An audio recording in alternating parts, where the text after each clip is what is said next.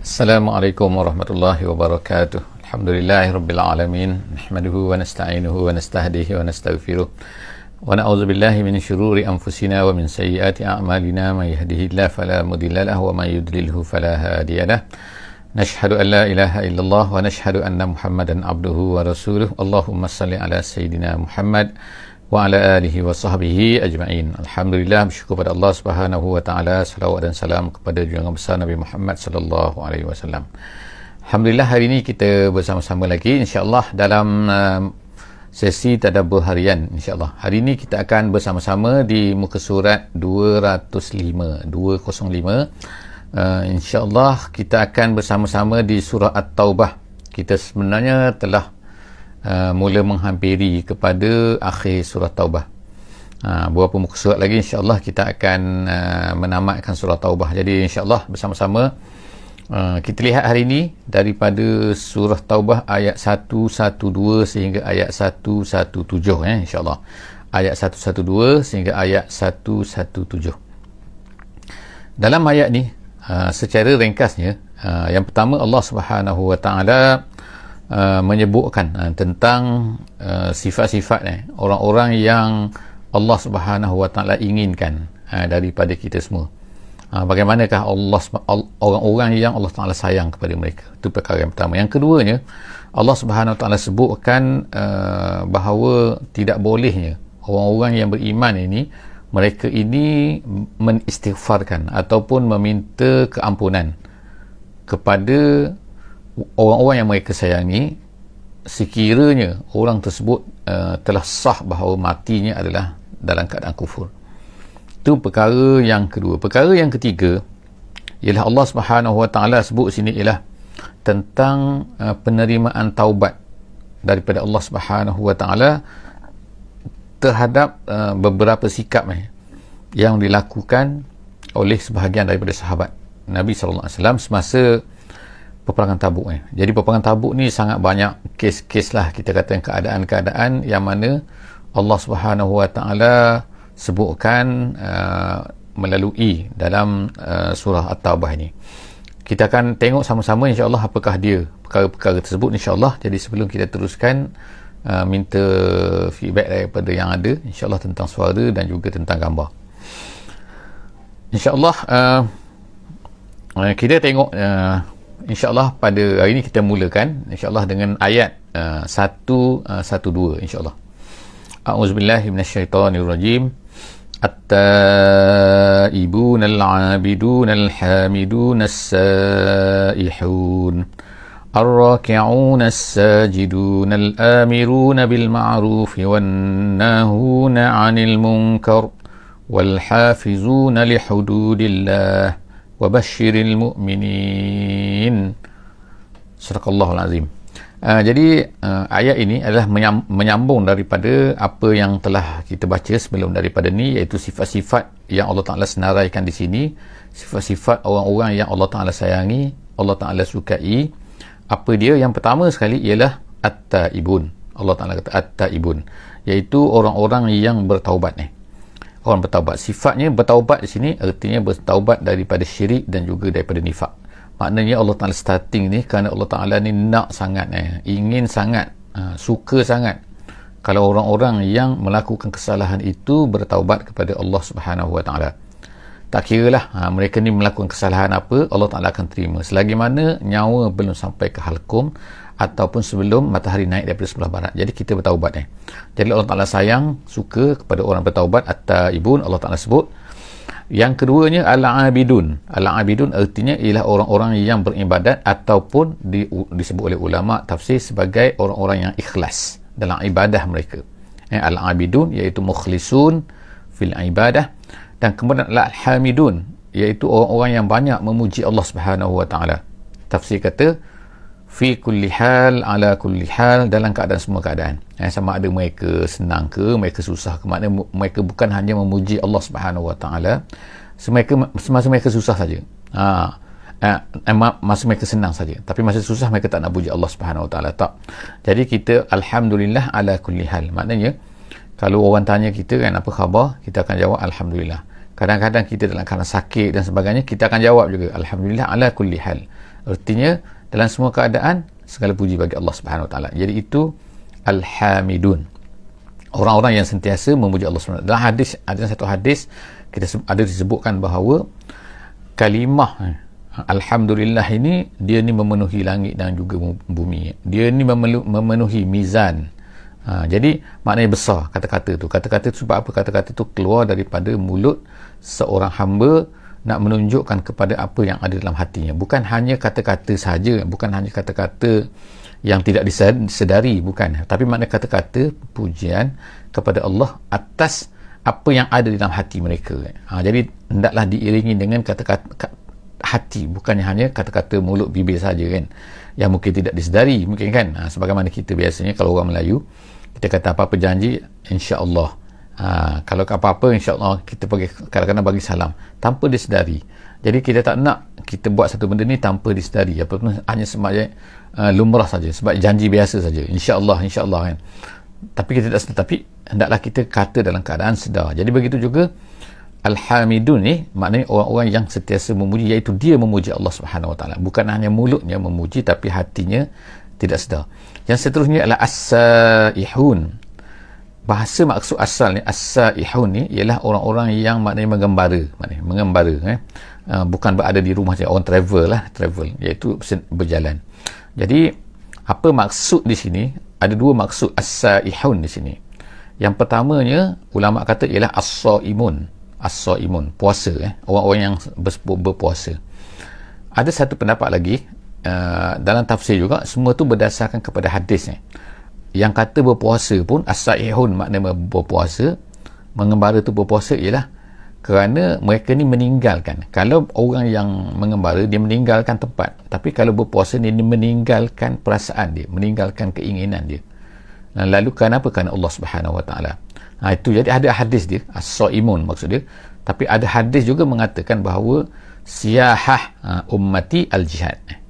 Ada satu hadis kata macam tu, iaitu siyahatu ummati, perjalanan ataupun travelnya umat aku ni adalah untuk berjihad. Jihad tu. Jadi sebab apa jihad ni? Tapi kadang-kadang jihad ni berada di rumah saja kan. Zaman sekarang kan kita menggunakan internet sebenarnya, berjihad bersungguh-sungguhan. Tapi itu juga adalah merupakan sebagai jihad. Jadi maknanya kita ni, janganlah kita ni sentiasa bersiahah untuk diri kita, tetapi kita lupa bersiahah untuk Allah. Itu maknanya kita mengembara, kita travel. Kerana apa? Kerana nak tengok tempat dan sebagainya kan. Tapi bukan kerana Allah. Jadi biarlah kerana Allah Subhanahu Wa Taala, kerana untuk mengembangkan agama, kerana untuk Islam. Seterusnya ar-raki'una as-sajidun, iaitu yang rokok dan juga sujud. Ini adalah maknanya untuk orang yang bersembahyang. Al-musallun, iaitu orang yang sembahyang, yang mereka ini menjagalah kan apa-apa yang dalam sembahyang mereka. Seterusnya ialah al-amiruna bil ma'ruf wan nahuna 'anil munkar, amar ma'ruf dan juga nahi munkar. Dan kemudian yang terakhirnya Allah sebut wal hafizuna li hududillah, dan mereka yang menjaga hafiz hududillah, sempadan Allah, hudud Allah. Sempadan Allah maknanya undang-undang Allah, peraturan Allah, mereka jaga. Ada sedikit di sini, sedikit penjelasan di kalangan ulama-ulama kenapa disebut kat sini ada ni waw di sini, sedangkan sebelum daripada ni tak ada waw. Sifat ni berterusan at-taibun, al-abidun, al-hamidun, as-saihun dan seterusnya tanpa waw. Tapi bila sampai di sini ada waw, wal hafizuna li hududillah, dan mereka yang ada dan situ. Jadi ulama tafsir mengatakan dan di sini kerana semua di atas ni adalah sifat-sifat yang boleh dilakukan oleh seorang individu tanpa memerlukan kepada kuasa. Tetapi apabila sampai di sini wal hafizun, iaitu menjaga hudud Allah, ini maksudnya sinilah dikatakan oleh ulama-ulama tafsir yang menafsirkan ayat ini, dia kata ini adalah untuk menunjukkan bahawa ini adalah dilakukan oleh kerajaan, iaitu orang-orang yang berkuasa. Jadi apabila berkuasa, mereka ini menjaga hudud Allah, iaitu menjaga peraturan Allah, menjaga ketetapan Allah, menjaga hudud Allah Subhanahu Wa Taala, melaksanakan hudud maksudnya. Dan jadi itu sebab tu ada berbeza sini. Ini adalah boleh dilakukan oleh individu, tetapi ini dilakukan dengan kuasa apabila mereka mendapat kerajaan dan sebagainya. Seterusnya Allah SWT sebut wabashiril mu'minin, dan berilah khabar gembira kepada orang-orang yang beriman, yang mempunyai sifat-sifat yang semua yang di atas ni. Seterusnya kita tengok ayat yang ke-113 113. Allah Ta'ala kata, maka narin nabi wallazina amanu an yastaghfiru lil musyrikin. Ayat ini, ayat 113 ini, dikatakan oleh setengah ulama bahawa ayat ini adalah ayat yang turunnya di Mekah. Tetapi diletakkan oleh Allah Subhanahu Wa Taala di dalam surah At-Taubah ini kerana dia mempunyai kaitannya, kaitan dengan keadaan yang berlaku lah. Apa yang berlakunya, dikatakan oleh sebahagian daripada ulama, dia kata ayat ni turun berkenaan dengan apabila Nabi SAW nak meminta ampun, nak meminta istighfar kepada Allah Subhanahu Wa Taala selepas daripada bapa saudaranya Abu Talib meninggal. Jadi Nabi sedih ya, sebab apa dah tolong Nabi ni sejak daripada mula dakwah. Mula-mula Nabi berdakwah secara terang-terangan, dialah yang mempertahankan Nabi sampailah lebih kurang 7 tahun. Dia menjaga Nabi sebelum daripada tu, sebelum daripada masa kecil lagi daripada kematian datuk Nabi Abdul Muttalib. Jadi Abu Talib lah yang menjaga Nabi. Tiba-tiba dia mati dalam keadaan kufur. Jadi sedih sangatlah Nabi. Jadi Nabi pun berdoa lah nak minta istighfar. Jadi apabila Nabi buat macam tu, maka turunlah ayat ni. Maka nalin Nabi, tidak sepatutnya bagi Nabi wallazina amanu, dan juga orang-orang yang beriman. Kenapa disebut orang beriman sini? Kerana ramai juga di kalangan para sahabat yang sama kes dia macam ni, iaitu ayah mereka ni meninggal dan ayah mereka ni mati dalam keadaan kufur. Jadi mereka ni sedih. Jadi bila mereka sedih, mereka pun nak ucapkan istighfar jugalah. Ya Allah, ampunilah ayahku, ampunilah saudaraku begini-begini, ampunilah bapa saudaraku dan sebagainya. Jadi Allah Subhanahu Wa Taala pun menegur mereka melalui ayat ini. Maka nalin Nabi, tidak sepatutnya bagi Nabi dan juga orang-orang yang beriman an yastaghfiru lil musyrikin, untuk mereka ni mengucapkan istighfar kepada orang-orang musyrik. Musyrik maknanya ialah siapa-siapalah, ayah mereka tak kira lah, walau kanu uli kurba. Allah Ta'ala kata walaupun mereka ini adalah merupakan uli kurba, maknanya orang-orang yang dekat, kerabat yang dekat dengan kita. Mim ba'di ma tabayyana lahum annahum ashabul jahim, selepas daripada jelas. Allah Ta'ala kata selepas daripada jelas bahawa mereka ni annahum ashabul jahim.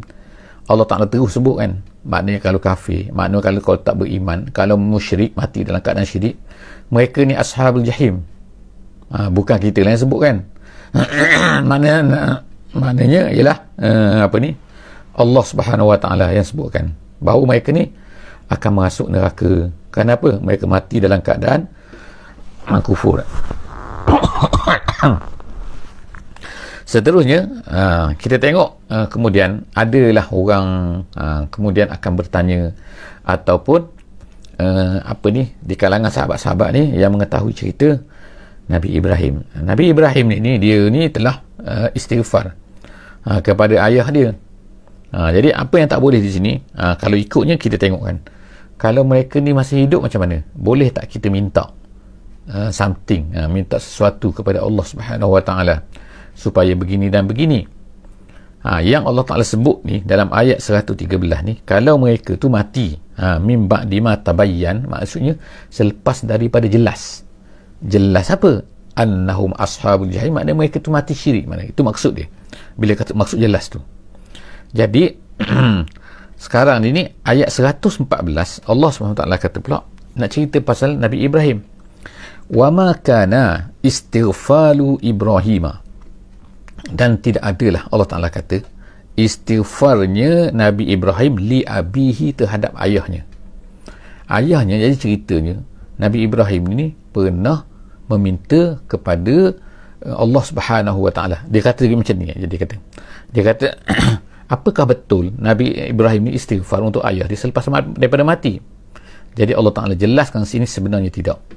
Selepas daripada dia mati, selepas ayah dia mati, tidak, dia tak buat benda tu.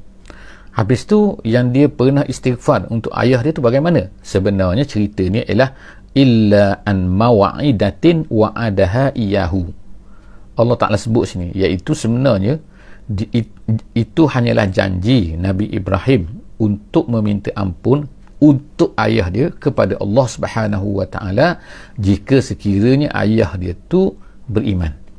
Maknanya dia pernah katalah kepada Nabi Ibrahim pernah kata kepada ayah dia, sa'astaghfirulaka rabbi, aku akan minta ampun untuk kamu daripada Allah jika sekiranya kamu ni beriman.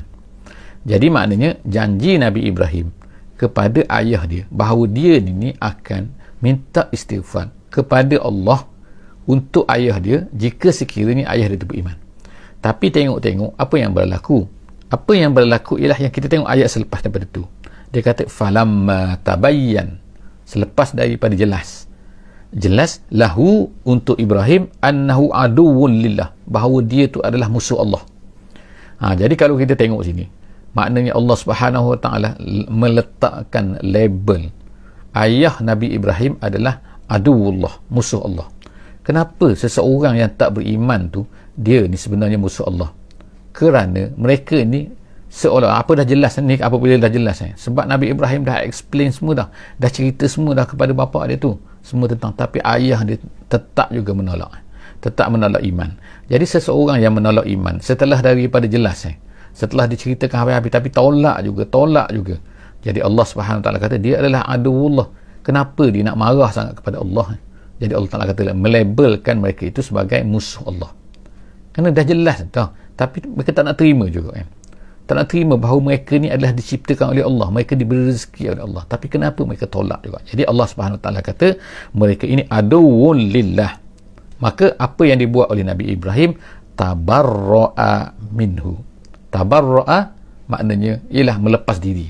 Melepas diri maksudnya Nabi Ibrahim kata dah dia tak dalam tafsir kata tarakal istighfar, dia pun tidak lagi istighfar kepada ayah dia. Sebab dulu dia dah janji, aku akan istighfar untuk kamu kalau kamu beriman, tapi apabila dah nyata bahawa dia ni musuh Allah, maka dia tak nak istighfar lagi. Taraka jadi tabarra'a minhu makna tarakal istighfar, dia meninggalkan istighfar tersebut. Inna Ibrahima la'awwahun halim, Allah Ta'ala kata Nabi Ibrahim ni adalah seorang yang awwah. Awwah ni artinya ialah kathirut tadarru', maksudnya iaitu banyaknya bertadarru', merendahkan diri kepada Allah Subhanahu Wa Taala dan banyak berdoa kepada Allah. Banyak tadarru', banyak merendahkan diri, banyak berdoa kepada Allah Subhanahu Wa Taala, itu awwah. Dan kemudian halim ni terjemahan dia lemah lembut tetapi maknanya ialah dalam tafsir kata di sini maksudnya dia ni saburun alal adza, dia sangat-sangat bersabar di atas apa yang dilakukan terhadap beliau, terhadap Nabi Ibrahim. Kalau orang buat apa-apa pun dia banyak sabar. Orang buat kaum dia buat apa-apa nak bakar dia kan, menghalau dia daripada Haran, daripada Mesir dan sebagainya, nak gunakan apa-apalah kan, tekanan, kejahatan kepada dia, tapi dia tak sabar. Jadi itu Allah SWT kata halim, itu sifat dia, halim.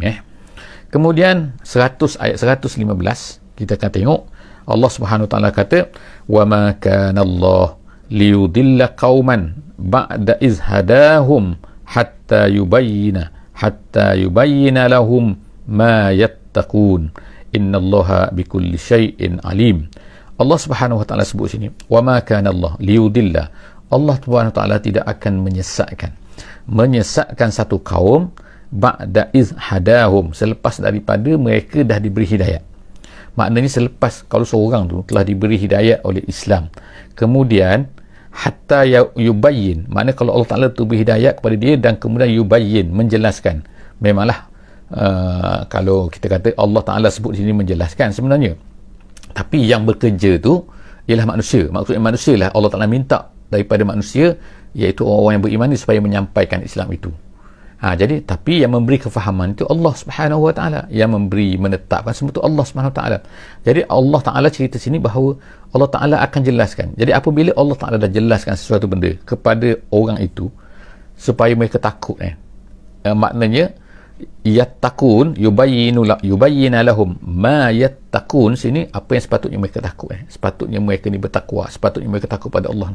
Tapi tengok-tengok mereka ni tak juga tak nak beriman juga. Maka Allah Subhanahu Wa Taala kata memang orang yang macam tu layaklah dia tu disesatkan. Sebab apa? Kalau dah diceritakan tentang Islam kepada mereka dan dijelaskan kepada mereka semua benda, tiba-tiba mereka tolak juga, Jadi Allah Ta'ala kata sini, maka Allah Subhanahu Wa Ta'ala. Jadi maknanya sini ialah apa yang kita boleh faham ialah kepentingan untuk kita menjelaskan Islam ini kepada semua, yubayyin, menjelaskan Islam ini kepada semua manusia, kepada orang, sehingga orang tu jelas. Apabila dia jelas dah nampak dah Islam, tiba-tiba dia tolak juga, maka itu tanda bahawa dia tu Allah Ta'ala dah sesatkan dia lah. Jadi sebab itulah cerita sini dia kaitkan dengan yang tadi tu. Cerita maknanya kan, orang sebagaimana contoh orang di Mekah, Nabi SAW berada di Mekah tu 13 tahun. Cerita kepada orang Mekah tu, Mekah ni bukan besar, Mekah ni kecil je kan, semua kenal Muhammad sejak daripada 40 tahun sebelum tu. Mereka kenal Muhammad, mereka tahu Muhammad ni siapa, mereka tahu Muhammad ni tak penipu, tak pernah berbohong, Muhammad ni Al-Amin. Tapi bila dah jelas selama 13 tahun, mereka tetap juga kufur. Jadi pada ketika itu layaklah mereka ini kan dihukum oleh Allah Subhanahu Wa Ta'ala, sebagai kita tengok dalam peperangan Badar dan sebagainya. Jadi Allah Ta'ala kata itulah, wa ma kana Allah liyudilla. Jadi jangan tuduh Allah, jangan marah kepada Allah kalau kamu ni tak terima kan. Sekarang Allah Ta'ala dah ceritakan habis-habis kepada kamu, tiba-tiba kamu yang tak nak terima. Seterusnya ayat selepas daripada itu ialah innallaha lahu. Allah Ta'ala sebutkan innallaha lahu mulkus samawati wal ardi. Sesungguhnya Allah itulah baginya kerajaan langit dan kerajaan bumi. Yuhyi wa yumit, tu Allah Ta'ala nak sebut. Mana kan sifat-sifat ini adalah benda yang sepatutnya lah juga menjadi poin yang perlu diberitahu oleh orang-orang yang menyampaikan Islam ni kepada manusia, bahawa tidak ada raja, tidak ada kerajaan yang manusia memang kadang-kadang menjadi raja, tapi raja itu adalah raja yang sementara saja kan, raja yang kecil saja. Tetapi kerajaan sebenarnya adalah milik Allah Subhanahu Wa Ta'ala. Langit, bumi kan, kita bukan ada tinggal di langit pun kan, kita nak pergi ke langit pun susah kan, kita nak pergi ke Mars pun bukan main susah, nak pergi ke bulan pun bukan main susah kan. Tapi Allah Ta'ala ni dia memiliki bumi dan juga langit. Jadi dua-dua tu dengan kehebatan, dengan kebesarannya, itu semua itulah milik Allah. Jadi Allah Ta'ala kata itulah poin benda yang sepatutnya disedari oleh manusia. Perkara yang mesti dimasukkan dalam hati manusia. Jadi itulah kerja kita semualah kan, sebagai orang-orang yang beriman. Kalau kita tak laksanakan kerja ni, bermakna kita telah melaksanakan tanggungjawab yang Allah Ta'ala telah berikan kepada kita. Jadi Allah Ta'ala sebut sini bahawa innallaha lahu mulkus samawati wal ardi yuhyi wa yumit. Dan kemudian yang kedua, dia menghidup dan mematikan. Bukannya obat, bukannya kuman, bukannya apa kan. Tetapi kita disuruh berusaha. Tetapi kita kena ingat yang menghidup, yang memati ialah Allah Subhanahu Wa Ta'ala. Kemudian wa ma lakum min dunillah, dan tidak ada untuk kamu min dunillah selain daripada Allah, min waliyin wala nasir. Waliyin artinya yang menjaga kamu, wali, dan wala nasir iaitu yang menolong, artinya yang boleh mencegah apa-apa mudarat terkena kepada kamu. Seterusnya insya-Allah kita tengok kan ayat yang terakhir dalam muka surat 205 kita pada kali ini, iaitu Allah SWT sebut laqad taba. Sekarang kita kembali semula kepada peperangan Tabuk. Jadi maknanya kita pergi, biasanya Allah Ta'ala cerita orang munafik, kemudian Allah Ta'ala cerita balik kepada cerita tentang sahabat-sahabat ni. Jadi ada ramai sahabat ni, macam-macam jenis kategori sahabat ni semasa peperangan Tabuk ni pun. Orang munafik tu satu hal. Jadi orang sahabat sendiri pun banyak. Apa dia? Allah Ta'ala dedahkan sini, laqad taballahu 'alan nabi wal muhajirin wal ansar allazina tabauhu fi sa'atil usrah. Jadi dia kata, Allah Ta'ala kata sesungguhnya Allah Ta'ala ni sentiasa memberi taubatnya. Adama taubatullah, makna berterusanlah taubat Allah Ta'ala ni kepada Nabi tak melakukan dosa kan, tetapi Allah Ta'ala sebutkan di sini juga tak melakukan dosa, tak ada dosa kan. Wal muhajirin, Allah Ta'ala memberi taubat kepada muhajirin, wal ansar, dan juga ansar. Maknanya apa? Atas kesilapan yang mereka lakukan. Apa dia yang secara khususnya Allah Ta'ala sebut di sini, iaitu allazina tabauhu, yang mengikut Nabi. Makna orang ansar dan juga muhajirin yang mengikut Nabi semasa dalam fi sa'atil usrah. Dia kata sa'atil usrah ni memang popular lah kan, iaitu istilah yang dimaksudkan dengan sa'atil usrah ialah saat-saat kesusahan. Al-usrah tu maknanya susah maknanya.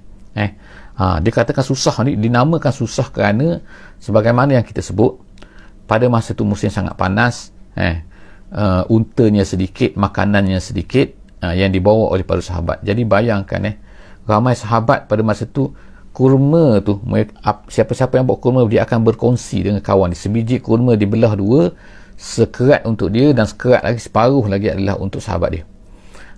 Naik unta, dikatakan, ceritakan pada masa tu, unta ni, satu unta mereka ni berkongsi seramai 10 orang.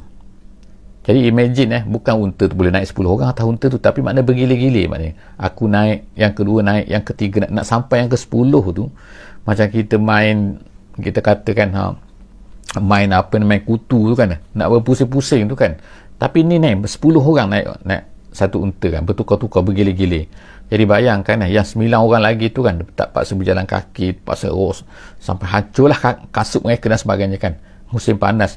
Dan dalam keadaan sangat-sangat diceritakan pernah Umar bin Al-Khattab, Sayyidina Umar bin Al-Khattab menceritakan kenapa dipanggil Allah Ta'ala namakan ini Sa'atul Usrah, bukan Usrah.